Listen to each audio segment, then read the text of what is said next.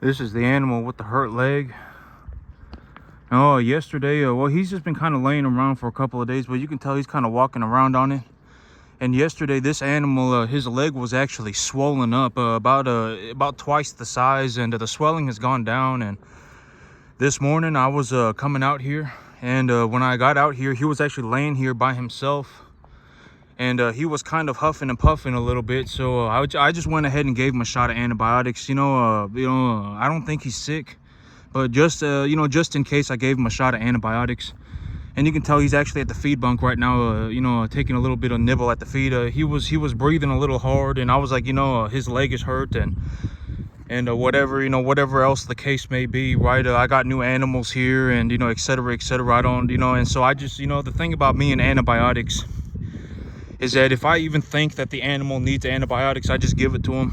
I don't whatever, right? I don't, if the animal looks like they need antibiotics, I just give it to them. That's just how I do things. I don't like aggressively feed antibiotics all the time. I actually considered doing this. I know that a lot of feed yards, they actually mix antibiotics into the food, and then they feed the antibiotics to the animals. I think it's a chlorotetracycline. If I ask my veterinarian to do it, they will mix the antibiotics into the feed, and the antibiotics does help with the respiratory disease. And I know that a lot of feed yards do that, but I don't do that. I give them a metaphylaxis dose when they first get here. And then if the animals, if they look like they're getting sick, if they even look like they're getting sick, I just go ahead and give them a shot. That's how I do it. I have thought about feeding antibiotics. All right, I have thought about doing that, and I haven't done it to this day. So far, so good. I mean, knock on wood, I don't want to give myself bad juju. And almost all the time, like, in terms of animal illness, usually what happens with these animals, and what happens is I bring home a sick animal. All right, that's almost, very often, more than not, I bring home a sick animal from the sale barn. The animal was already sick. I bring them home, and then they get another animal sick. That is usually how illness, because animals, the thing about me is that I legitimately come out here and I take a look at my animals like every single day. Right? I mean, I keep very, very, very good tabs on my animals. Right? I make sure that their feed is very good. Right? I give them the highest quality feeds. Right? I take a lot of care in these animals. Right? I come out here and I take a look at these animals every single day for hours a day. I give them the best feeds. Right? I give them the best medications. Right? That's how I do things, right? If my animals even look like they're remotely getting sick, they get a shot. That's how I do things, right?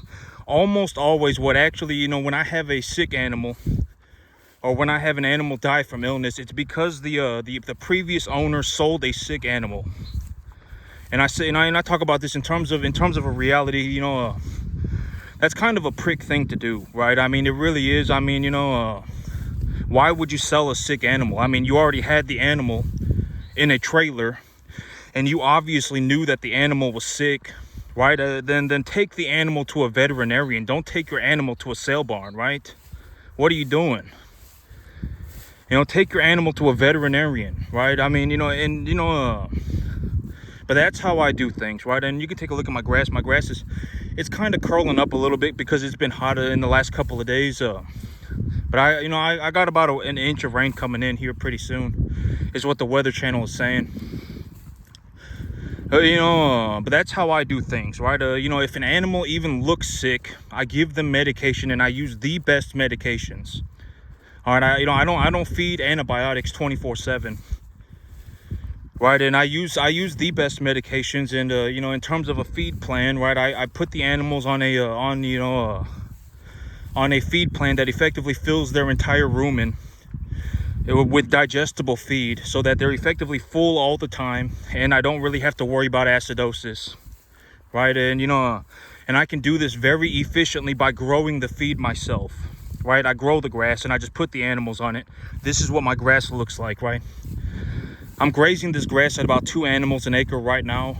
and it's still you know, probably a foot tall all the way to the back. It actually gets better the further back that I go. And so but yeah, you know, I have one animal that looks kind of sick, and he doesn't look sick. There's just a lot going on with that one, right? He got his leg hurt, and he was laying up there by himself, and he was kind of breathing a little hard. He was breathing a little hard, but it's also, you know, he's got a thick black coat on him, and it's sunny outside, so he's probably absorbing a lot of heat. But you know, I said just in case, all right, just in case, you know, I don't want the animal getting sick. And you know, I just gave him a shot of antibiotics as a precautionary, you know, because there's a lot going on, right? I mean, he could have been highly stressed. He hurt his leg, right? He's laying up there by himself. He's you know, he's huffing and puffing. So I just went ahead and gave him a shot of antibiotics, okay? And the rest of the animals, they're all the way in the back. And so yesterday I actually got myself a new lease property. Or I found a new lease property, and I'm gonna go and take a look at it. I found a new lease property. The owner, I talked to the owner about it. You know, I communicated with the owner about it, and I told them that I pay out a dividend, right? I don't do flat payment. I pay out a dividend. And he agreed to the deal. He said, "Oh, well, then go and take a look at it, because you know, the dividend is good. All right, the dividend is good." And the thing about the dividend is that I don't care about the dividend, because the dividend is just 10% of my net profits, right? Why would I care about 10% of my net profits? I don't care about 10% of my net profits. I'm not talking about 10% of my income. Right, I take my net profit and then I pay out 10% of it. It doesn't matter to me, all right? And then what do I do with the other 90%, right? I grow the business, and it turns into a self-feeding loop, right? It turns into a self-feeding loop where I grow the business, and then I pay a percentage of the earnings of the business to the people that lease me their property, right? It's very easy. And so that in turn, and where's my money, right? Where's my money in terms of my money in the deal? Where is it? My money is in the equity of my animals, right? That's the big idea. I'm looking to obtain equity in my animals. So that's how I decided that I wanted to run my business, right? That's how I decided I'm going to run my business. I'm going to pay out a 10% dividend of the net profits. I will take 90% of the money of the net profits and reinvest them back into my business, right? And that's going to grow the business. And then after I, you know, when I grow the business, and I, and then the equity of the animals is the money that I get to have, is the money that I get to keep. That's my part of the deal, right? And so that's effectively how I'm just doing all this, right? That's how I've decided that I wanted to run my business. That's the most logical way that I've decided that I could run my business. And so that's what I'm gonna do, right? And so I got myself I found a new lease property. And so the whole situation right now is that you know, I actually found a couple of guys that I found two people that will bale hay for me at $30 a bale.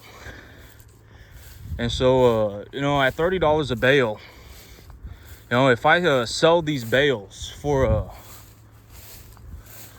what the heck? Where did my cattle go? Oh wait, they walked right past me. I didn't even see that they were going that way. They walked right past me. I thought they were back here. They walked past me on the other side of the field. So I found two guys that will bale hay at $30 a bale. And you know, you can take a look at my grass. You know, I actually got you know, and this is a good example of a broadleaf plant, right? You know, this is a sunflower, and it's a broadleaf plant, and you can actually take a look at it, and it's much easier to diagnose a plant like this than a plant like this, okay? This is much easier.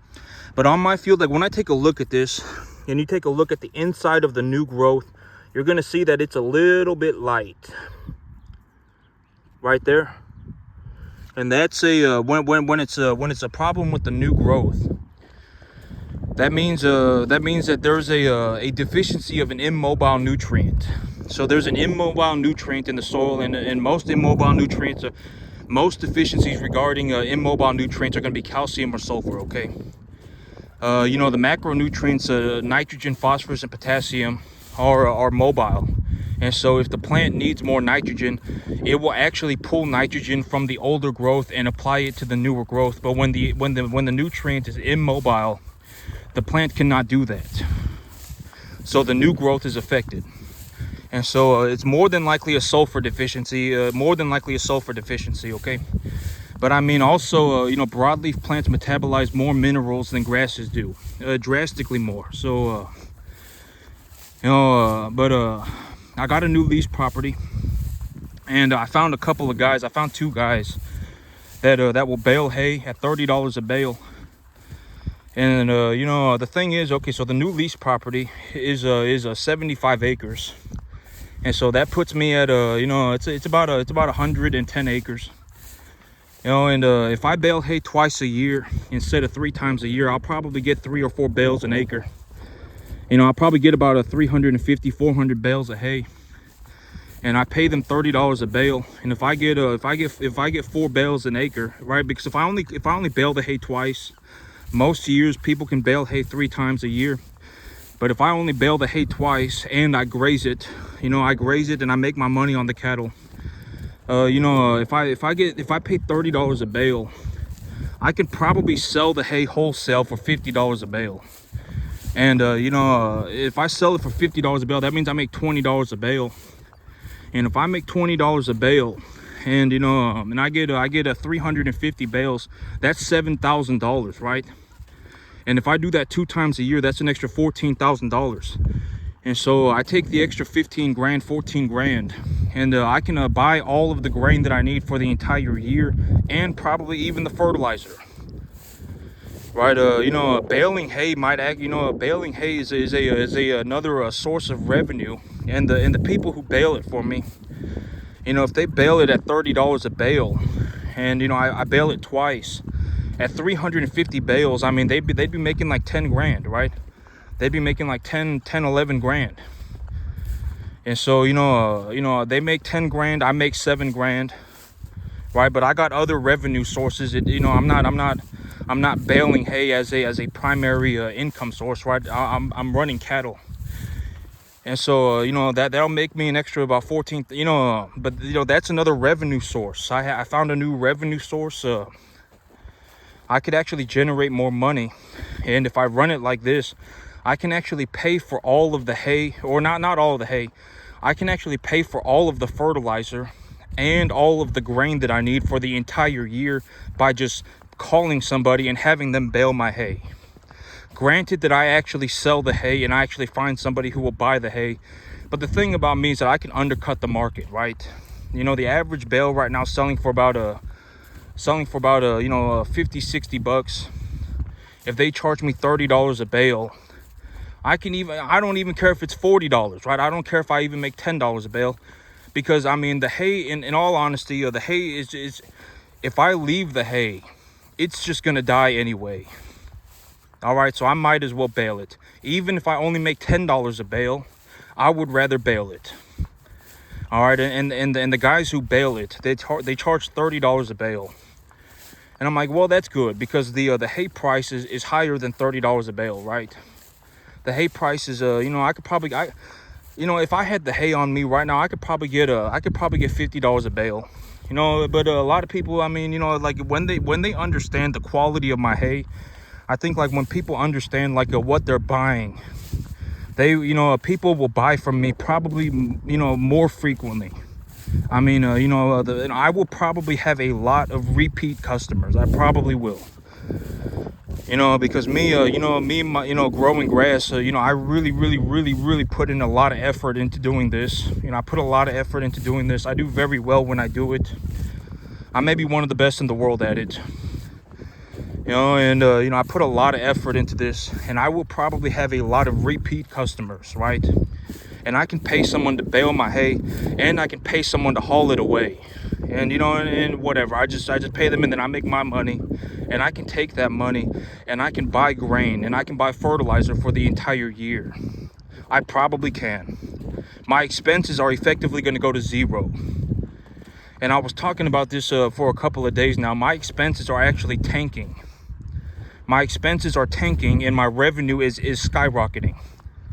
Right? The amount of money that I'm putting into my business is collapsing. And the amount of money that I'm actually making is actually going up on a vertical scale. And I may actually even be able to take my my expenses to zero by just paying somebody to bale my hay for me.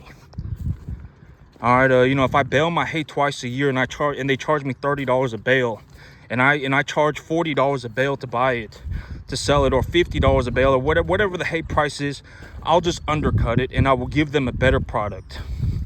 All right, I will sell a better product for cheaper, because it doesn't matter to me. Even if I made an extra $10,000 on my hay, it wouldn't matter to me. I don't care about 10 grand. All right, I just want to sell the hay. I want to get rid of the hay.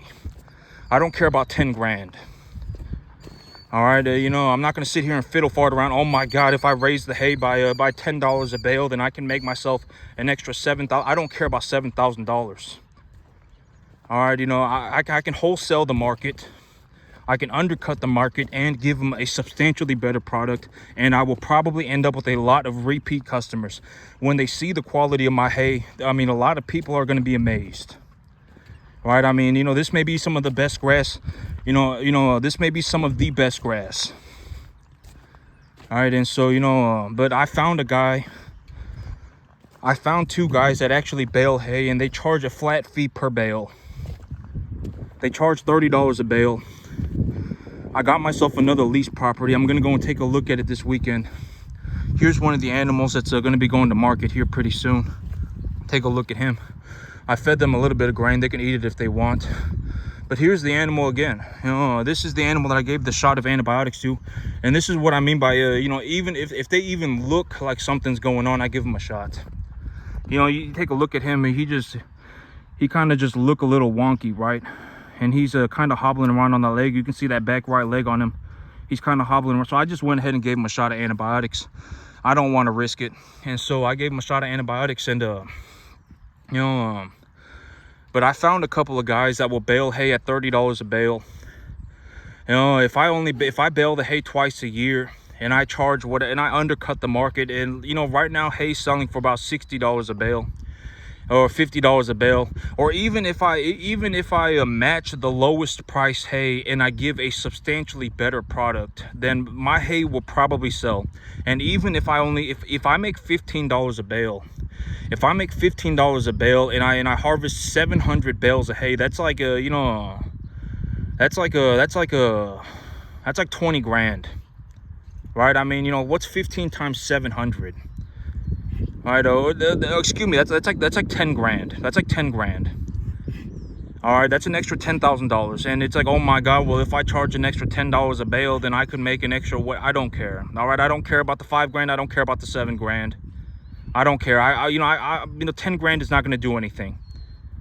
All right, I can take the money. You know, I can probably make myself an extra $10,000 a year, $12,000 a year, and I can take that money and I can buy more fertilizer, or I can buy grain with it. And, you know, that will actually make my expenses drop even further. And I don't really even have to pay anything for it.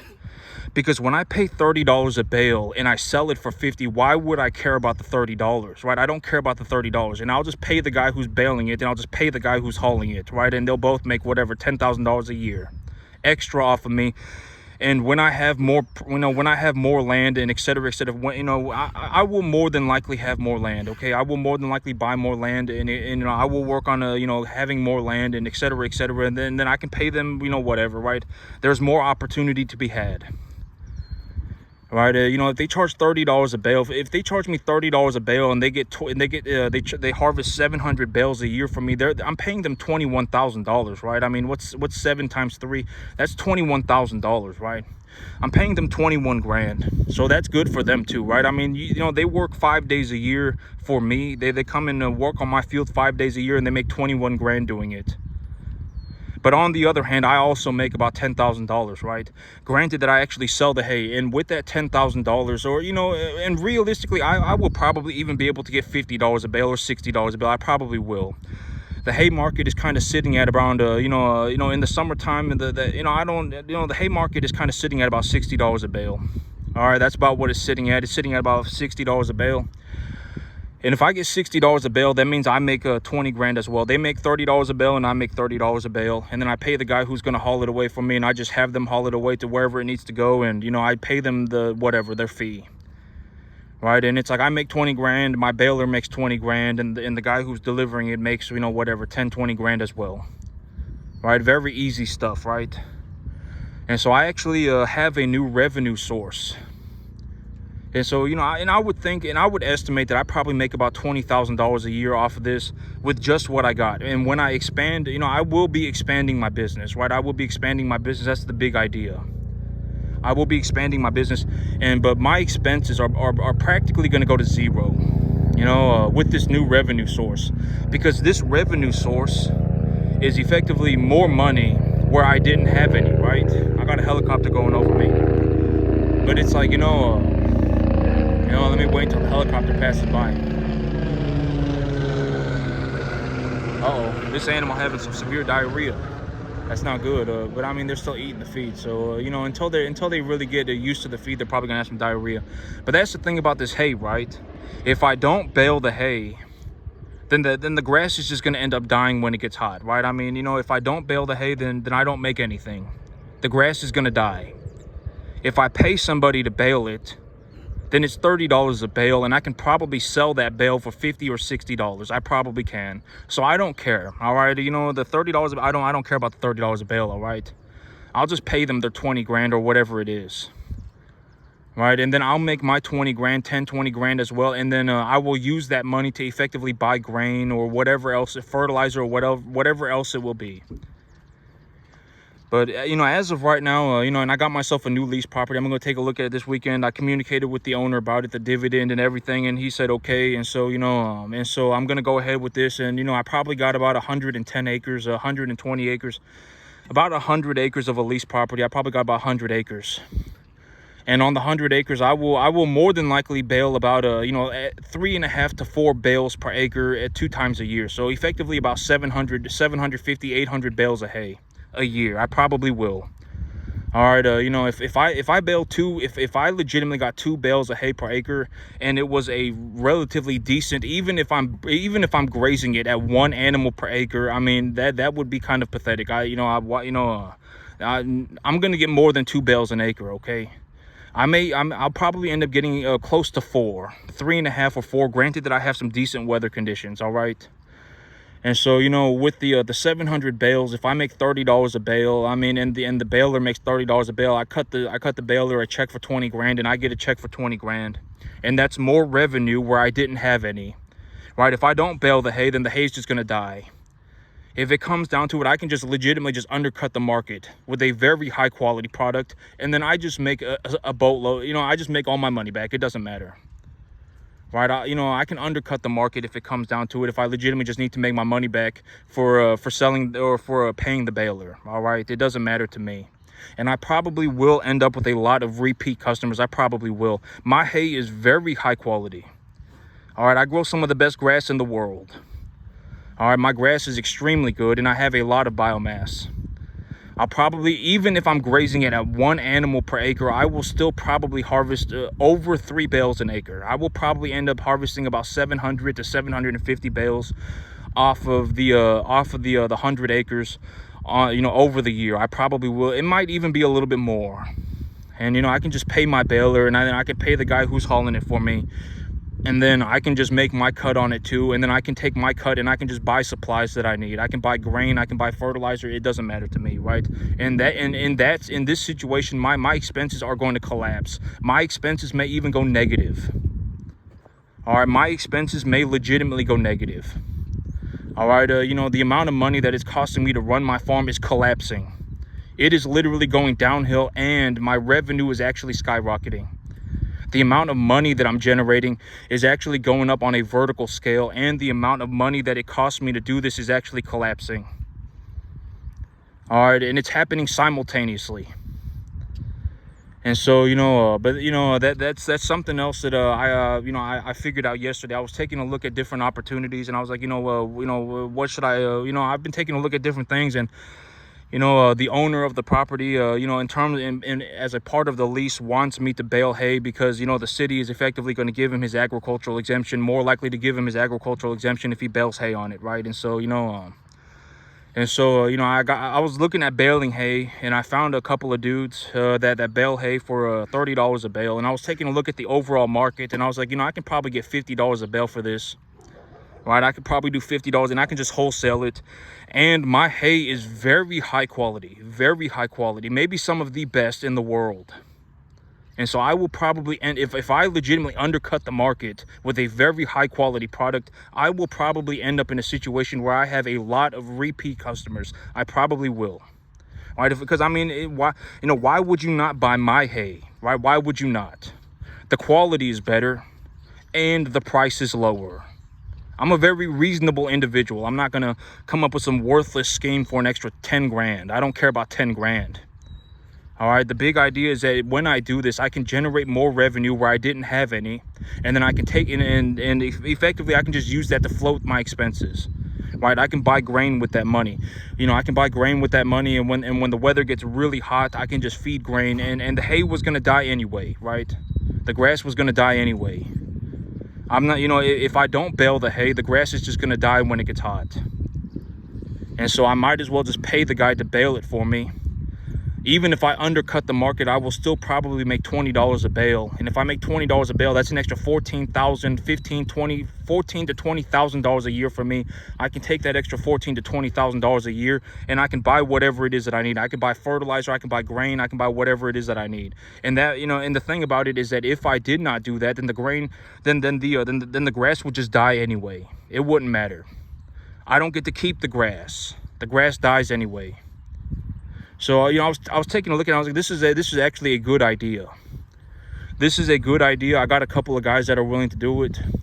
And I figured, they're going to make about 20 grand. Maybe they work about 6 or 7 days a year for me, right? They come and work on my farm 6 or 7 days a year. They bring their equipment. And for that 6 to 7 days, it'll probably be 3 or 4. It'll probably be 4 or 5 days a year. And they make 20 grand for that 4 or 5 days. They make $4,000 or $5,000 a day. And then I just, because me, I don't care. I don't care about 5 grand. I don't care about 5 grand. I don't care about 10 grand. I don't care about 50 grand. All right. I don't, at the end of the day, what's happening with me is that I take a look at it and I say, oh, well, if it's going to cost me 30 grand or if it's going to cost me $30 and I can make $50 on it, I'll just pay the $30. That's what's going through my mind. All right. I'm not going to, oh my God, if I, raise my prices and I don't care. All right, I don't care the extra, even if I doubled, I don't care about an extra $15,000 a year. I don't. It's not going to do anything. All right, it's not going to do anything. I would rather think about other things. I would rather just sell the hay. I would rather just sell the hay, make my margin, and take that margin and buy grain or buy fertilizer or buy whatever else it is that I need. I would rather do that instead of fiddle farting around for several months. Oh my God, I wonder if my hay's gonna sell. Oh my God, whatever. I would rather, if I undercut the market with a very high quality product and someone comes in and buys all of it at the same time, I'm more than happy to do that. All right, I'm more than happy to do that. I still make my money on it. And when I do that, my expenses will actually collapse. My expenses will collapse and my revenue will skyrocket. All right, and I've been talking about this for a couple of days. My expenses are actually collapsing. My expenses are actually going lower and my output is actually increasing. I'm actually it's kind of it's a very good situation to be in, right? It's costing me less money and I'm actually making more money than I thought. And so, that's, and I figured that I could do that. I have about 110 acres of a leased property. I have about 100 acres, it's going to be about 110 acres of grass. It's going to be about 100 acres of grass. And I will probably pull about 700 bales a year, maybe 800 bales a year off of these 2 fields. I probably will. All right. And, if I make $20 a bale, that's an extra 15, if I make $20 to $30 a bale, depending on where the hay market is at, that's an extra whatever. That's an extra $15,000 to $20,000 a year for me. And if I take that money and I buy grain and I buy fertilizer, whatever else it is that I need, I may actually be able to take my expenses to zero, maybe even negative. I may legitimately be able to take my expenses negative. all of, I may legitimately be able to take my expenses negative. And all of this will be happening while I grow the size of my herd. And so, I was taking a look at the situation, and that's what I got. That's what I figured something out, and I was like, this is a good idea, and I'm going to go for this one. And, I've actually decided that I actually want to take a little bit of leverage. All right, I want to take a little bit of leverage. When do I want to do it? And what kind of leverage do I want to take? I want to take a little bit of leverage. All right, that's the whole thing about me is that, okay, let's say I got a balance sheet, right? And that balance sheet is worth X. If I take leverage equal to the amount, okay, because here's the thing. Like, let's say I take a look at my cattle right now, and I take a look at them, and I say, well, how far into the net positive am I, right? And I take a look, and I appraise my assets, and I say, well, this is the value. And then I go to the bank, and I say, give me a line of credit, and I take that line of credit, and I go and I invest that money into more assets, right? And and even if all of those assets even if all of the new assets still went to zero, I would still be able to pay for that credit. I would be able to pay for all of it by just liquidating my animals. And in all honesty, these animals right here are probably going to be profitable for the foreseeable future, maybe for the next 5 months. They will continue to produce a profit. Right. And so, in actuality, I will actually still be in the net positive. That's my whole thing. And it's like, why would I not use credit? And I was actually speaking about this yesterday, but it's like, if I can leverage my business for a line of credit, why would I not just leverage my business for a line of credit? Why would I not do that? It's like holding paintings for a line of credit, right? I was talking about this yesterday, right? The artist that went to the bank and they were asking for collateral, and and he told them that he was a painter. And they told him that they could hold his paintings for collateral. That's almost what it feels like. It's like, if you're going to hold my business for collateral, am I going to intentionally bankrupt my business after I take credit from a bank? No, I'm not going to do that. Why would I do that, right? I mean, that's not something that I do, right? I wouldn't do that. But at the end of the day, if they're willing to hold my business as collateral for a line of credit, why would I not do that? I mean, if it legitimately came down to it, I could just make myself another business. I can just start myself another business, right? It's like I can just paint myself another picture, right? It doesn't matter, right? It doesn't matter. I mean, if they, and so I'm going to go and talk to the banker about it. Will you hold my, and that's the line of credit that I want. All right. I'm going to go to the bank, and I'm going to talk to the banker about it. Will you hold my business as a source of collateral for give me a business line of credit? That's what I'm going to ask them. All right, and that's the credit that I want, and I actually do want to take some leverage. But here's the thing about leverage, because, okay, here's the thing. I found myself another lease property, right? I found myself another lease property, and I actually have found myself a reasonable way to generate more revenue. All right, I'm not going to ask him to give me a discount. Oh my God, I got a lot of hay out here. Bail it for 20. I don't care about 20 grand. All right, 20 grand is not going to do anything. All right, 20 grand is not going to do anything. I mean, if you had 20 grand today, what are you going to do with that? Are you going to look at it? I mean, are you going to pay your bills for 3 months? I mean, what are you going to do with that? It's not going to do anything, right? It's not like, oh my God, now that I saved 20 grand, my life is a magical adventure. It's not going to work out like that, right? 20, I don't care about 20. I'm not going to ask them for a discount. I'm just going to pay them their fee, have them do it. I mean, they'll probably make about $20,000 a year off of me as of today. And in the future, I will probably, whatever, right? I mean, I will probably whatever, as I expand my farm, I can just have them do it on my new pieces of property too, right? And, there's plenty of room for opportunity. All right, and they will probably do it because think about it like this. If you worked, most people, if you worked for 5 days and made $20,000 on that 5 days of work, you would probably just do it. All right, and so the guys who are baling the hay, they'll probably do it. All right, if I pay them their fee, they'll probably do it. Would I do it? No, I would. What am I going to do with 20 grand? All right, 20 grand is not going to, my hourly fee is 100,000. All right, and you're not going to get more than 2 hours from me. 2 hours is the limit. All right, my hourly fee is 100,000, and you get 2 hours. All right, because trust me, nobody's going to offer me anything. All right, if I legitimately felt like I needed more money, I would just run more cattle.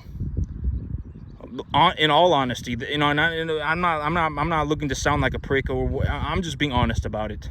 If I legitimately felt like I needed more money, I would just run more cattle. I would not go on a magical adventure with my buddy pal pals. All right, I would just run more cattle. All right, you know, you know, it doesn't matter to me. Would I go and do something for 20 grand? No, I wouldn't go and do something. I wouldn't go and work for 5 days for 20 grand. What? I make more money by myself. All right, I legitimately make more money if I just work by myself. Why would I do that? I mean, it's not an intelligent thing to do. I would lose money if I did that. All right, and a substantial amount of money. All right, I would rather just continue to work on my business, right? Find new revenue sources. Go and talk to a banker about holding my business as a source of collateral for a line of credit. There are a lot of things that I could do to make more money than that, substantially more. All right, and here, I actually decided that, the 15 animals that I got on the lease property. So all of these animals here, except for the three that I'm liquidating, right? The 3 big ones that I'm liquidating, except for those 3, the rest of these animals will go on the new lease property when they have been preconditioned. All right, I'm going to precondition these animals. I'm going to give them a shot of vaccinations on Monday. Right, Monday is vaccination day. I'm going to give them their first dose of vaccinations. I'm going to give them a modified live, and I'm going to give them a blackleg Covaxin. And here in about 3 weeks, I'll probably do it again. I'll probably give them another shot of modified live and their second dose of Covaxin. And then once that's done, they will effectively be preconditioned, right? And then I can take them all over to the new lease property. And by the end of June, so the big idea of what am I anticipating that I get done. By the end of June, the 15 animals that I have on lease property number 1, so we'll call it lease property number 1 and lease property number 2. On lease property number 1, I will take all of those animals to the sale barn at the same time. And they'll probably hit the scale at about 800 pounds. They're already at about 550, so they'll probably hit the scale at about 800. And so I'm going to sell 15 800-pound animals all at the same time on the end of June. And when I sell those animals, I will probably make enough money to buy, about 30 or 35 animals. And right now, I actually do want to take a little bit of credit. I do want to utilize debt. Why would I not utilize debt, right? I mean, I do want to utilize some debt. So here's the thing. It's like if I leverage my earnings 0.5 to 1. That means when I sell the 15, and let's say I make enough money to buy 30, I wouldn't be buying 30, right? I would be buying 37. I would be buying 38, right? And so, in about 3 months, I'm going to have to effectively buy about 37, 38 animals. And, and I can have and it'll probably be about the end of June. And the end of June, I will sell all the animals. And then by the beginning of July, it will probably start getting pretty hot. And the weather will start drying up. And if I have an opportunity to fertilize the grass one time real quick at the end of June, after I've pulled all the animals off of it, then I probably will. And then that will give me some substantial regrowth. And then I can bale the hay by the middle of July. And when I bale the hay by the middle of July, I can do it. I don't know if the lease property number 2 is going to have any hay for baling. I'm going to have to go and take a look at it. Okay, I'm going to have to go and take a look at it. The property looks like it's been strip grazed. The owner of the property has several horses on that property, and it doesn't look like he's done anything to accumulate any sort of biomass. And so from the pictures that I saw, the land looks like it's been strip grazed. All right, there's nothing growing on it. He didn't do anything to grow anything on it, and and he has a couple of horses on it, and the horses also look pretty thin. All right, so but I'll go and take a look at it. Okay, I'll go and take a look at it. And I'll probably have to plant grass, but I'm not sure. I'll have to go and take a look at it. But if I have to plant grass on it, I probably won't be able to bale anything on it until next year. But I can go and take cattle over there, and I can take all of these animals, these animals that I have here. I can take these animals over to that property. And then on a lease property number 1, I could bale the hay. I can bale the hay, and I can sell the hay, and that will make me enough money to buy grain for the next set of animals. And in all honesty, when I sell those 15 animals and I utilize a little bit of credit, I utilize a little bit of credit, then I'll effectively have to buy about 37 animals. All right, and I'll have to, and when I have 37 animals, I can, I'll have to, July and August are kind of July, August, and sometimes into September too. It's usually blistering hot, and when it gets blistering hot, the water begins to rot and stagnate, and if we don't get much rain, and et cetera, et cetera, I can't have the animals out there drinking pond water when the water is nasty. So I probably won't be taking animals out to the other properties until maybe the end of September. There will be a 2-month window where I effectively just have to keep the animals here, right? I'll have to keep whatever animals I have here. And that's when the money comes into play, right? The money that I make from selling the hay, I can use that money to effectively just raise the animals here, right? I can feed them their total mixed ration. I can buy, I can buy grain, and I can feed the animals here. So, that's what I've got lined up over the next 3 or 4 months. I found a couple of balers, right? I'm going to be able to make money, money where I didn't have any, and if I don't bale the hay, then I'm gonna lose the grass anyway. All right, so I'll make some extra money. It'll probably be, it will probably be like this year it'll probably be like 10 grand, and the next year it'll probably be like 20 grand. All right, and then I can take that money and but my whole part of the deal, the part of the deal that the reason that I made the deal this way was so that I can have equity in the herd. That's what I want. I don't really care about the cash flow that's left over. I don't care, because if it's all the same thing. All right, I'm looking to build the equity of my herd, right? So I'm paying out a 10% dividend. 90% of the earnings are effectively going into growing the business, and then my part of the deal is that I get to have the equity of the animals. That's my part of the deal, right? That's how I formulated the deal, right? I sat there and I thought about it, and I said, how do I want to do this, right? And why do I do it like that, right? The reason that I do it like that is because it's a self-feeding loop, right? I make money, right? And then, when I reinvest the free cash flow of the business makes more money. And in return, the dividend grows as well. That's how I effectively, that's why I did what I did, right? Right. That's why I structured the business this way.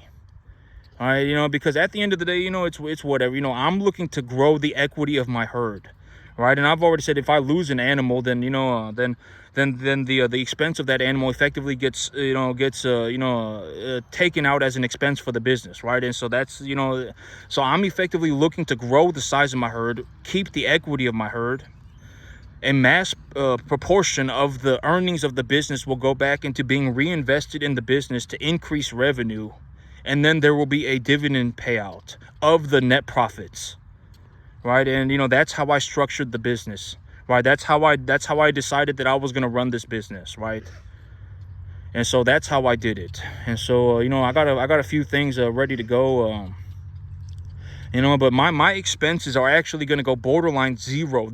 My expenses for this business will actually go borderline zero, very close to zero.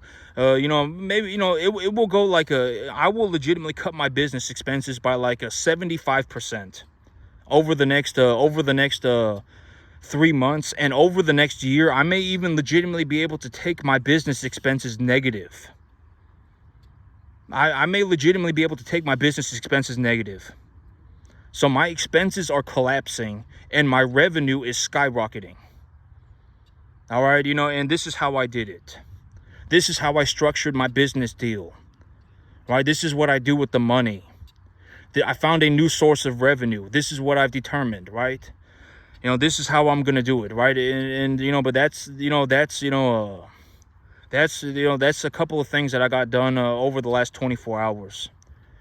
I found a new source of revenue. I found a new lease property, and I'm gonna, and I'm more than happy to pay. I'm more than happy to pay somebody to bale my hay. Okay, I'm more than happy to pay. It's whatever to me. I don't care about 20 grand. All right. I don't care about 20 grand. It doesn't matter to me. If I don't do it, then I'm going to lose all of the hay anyway. I'm going to lose all of my grass anyway. I might as well do it. All right. And even if I undercut the market with a very high quality product and I have a large amount of it, then then it will probably be easy to sell my product. I will probably, have repeat customers, and I can take that money and utilize it to effectively just take my expenses very low, maybe even negative. I may legitimately be able to take the expenses of my business negative. Because if I just need to call somebody to bale hay for me, write him a check for 20 grand, and he does it, and I end up with 700 bales of hay, right? And I make a whatever, right? And I make $20 a bale. I undercut the market. I have a very high quality product that makes me an extra $14,000 a year. That extra $14,000 a year will buy, I can buy 7 loads of grain for that money. All right, I can refertilize all of my fields 10 times with that money. Right, and so it doesn't matter to me. I mean, I will I just call the dude, right? He bails it for me. I write him a check, right? I sell it, and then I just get whatever the hauler, and then I pay the hauler, and they boom, right? Done deal, right? I made money, and they made money, and good to go, right? And I may legitimately be able to cut my expenses by about 75% by doing this, 50 to 75%, something like that. I would say 50%. I will be able to cut my expenses by about 50%. So the amount of money that is going into my business is actually going down, and the amount of money that I'm making is actually going up, and it's happening simultaneously at a pretty exponential rate. And so, but and I also told myself, and I actually went over this with myself again this morning. I said, if I want anything, just buy it. All right, if I legitimately want anything, just buy it. But, but it's like, if I legitimately want something, just buy it. And, and I don't, because I got myself another lease property. I'll be able to full on grow my business. I'll even be able to use some leverage. All right, I'll be able to use some leverage. I'll be able to full on grow my business. And it's not, and my expenses are actually collapsing. My expenses are actually going down as I grow my business. And my revenue is actually going up. My results are actually improving, and my expenses are actually decreasing simultaneously at an exponential rate. I may legitimately be tripling my revenue and cutting my expenses by 50% at the same time. And so, but I told myself, if I want anything, I can just buy it. I told myself, whatever, if I legitimately want it, just buy it. That's what I told myself, because it's like, at the end of the day, it's not going to matter, right? And it's kind of a waste of time. Like, if we're talking about like 5 grand, if we're talking about 10 grand, it's kind of a waste of time for me to sit there thinking about, do I want to buy this or not, if it's only going to cost $5,000. It's kind of a waste of time. I might as well just buy it and be done with it, right? I might as well just buy it. I'm not, sitting around for, 3 days. Oh my God, I wonder if I should buy this thing. I wonder if I should buy this thing. And the thing's $500, right? The thing is $400. The thing's $1,000. I might as well just buy it. All right, because I've been taking a look at a case of 6.5 Creedmoor ammo. And in a case of 6.5 Creedmoor ammo from Cellular and Bellet is $420. It's only $420. And I have been sitting here for like a week looking at this thing. It just been going, oh my gosh, should I buy it? Should I not buy it? Should I buy it? I might as well have just bought it. Because if I had bought it, then I would not be sitting here thinking about, oh my gosh, should I buy the same or should I not buy the same? Or should I buy the same or should I not buy the same? I might as well have just bought it. Because now it's kind of just wasting my time. Right? It's only $400. So I mean, what am I doing? Right? And that's why I ultimately came to the conclusion. I said, if I want to buy it, just buy it. Because it's not worth wasting my time over like something that only costs like $1,000. I might as well just buy it and not think about it again. And and that's it for me today, YouTube. Y'all have a good one.